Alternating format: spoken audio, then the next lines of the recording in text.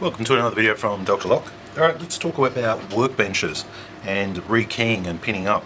What's the ideal surface and what are some of the cheap ways you can improve your bench without spending a fortune. This is a stainless bench, so it's long lasting and you can clean it up when it gets dirty. Other people use all sorts of things from melamine to plywood to form ply. Doesn't matter what your bench is made out of, the surface on top is the most important thing.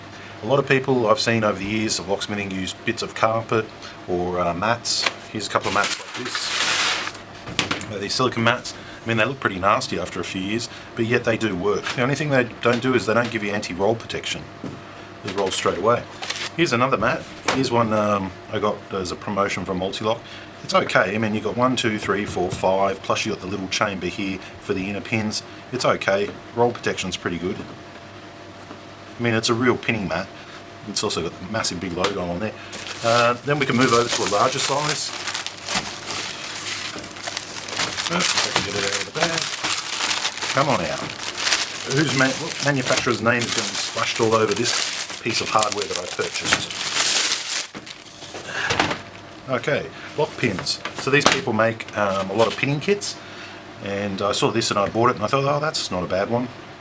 So basically you've got your 1 to 7 here, A to E here, so you could literally put a few pins in there and just keep plucking from that. I like the idea of it having little squares because with tweezers, which I'll get now, here's a set just to demonstrate it, you pretty much can just pick up any pin you want and just pin it up. So you go 3, 4, and away you go. You can put your retainers, cam screws and things like that in there, and you also have another pocket here.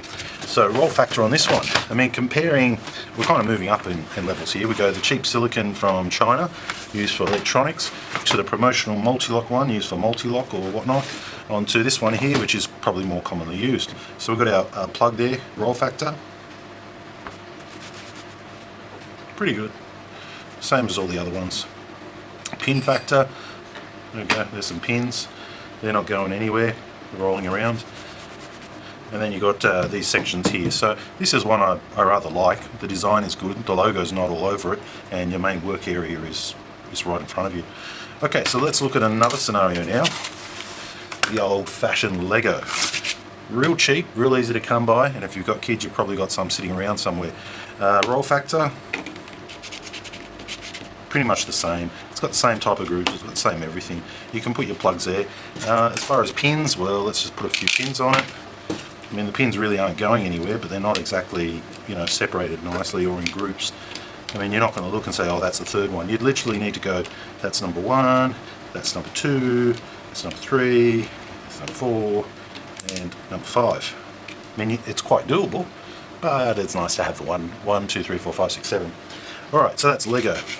Yeah, it works. Alright, now let's look at another thing. Now, this stuff here is $40 a metre, and I use it for benches for the work vans. So this stuff here is actually, I'm not sure if you can see it, but it's kind of like the bottom of your shoe. It's rippled, and it's got grip. And at $40 per metre, 800 wide, that's quite big. I mean, for this bench here, it's going to cost me like $40 to do the entire bench. This is just an offcut I've got of it. So let's check out the roll factor.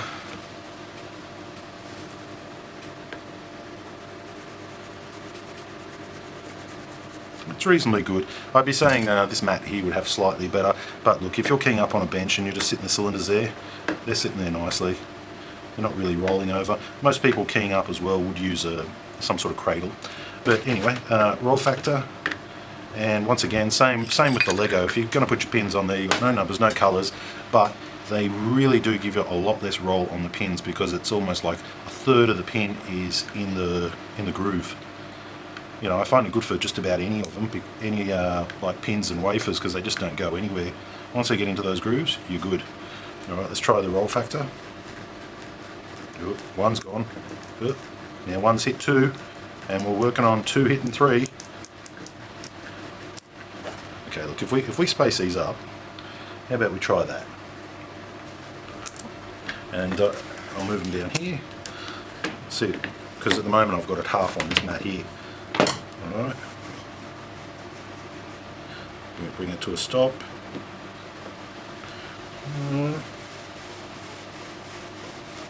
Well, that's reasonable. Sure, I could make them roll once I get them starting rolling like that, but what I'm saying is it's got a bit of grip going to it. So there you go, there's 4 different options of what you could put on your bench. Me personally, I like this rubber, and I'll probably throw, I've got an offcut of this rubber, and I'll probably just turn it into a nice offcut as a bench mat, a big huge bench mat, put it down. Okay, and once you're done with it, you just lift it up, do it in a U shape, and pour all the crap in the bin. Easy done. Leave your comments down below what you think and what you use. Thanks for watching.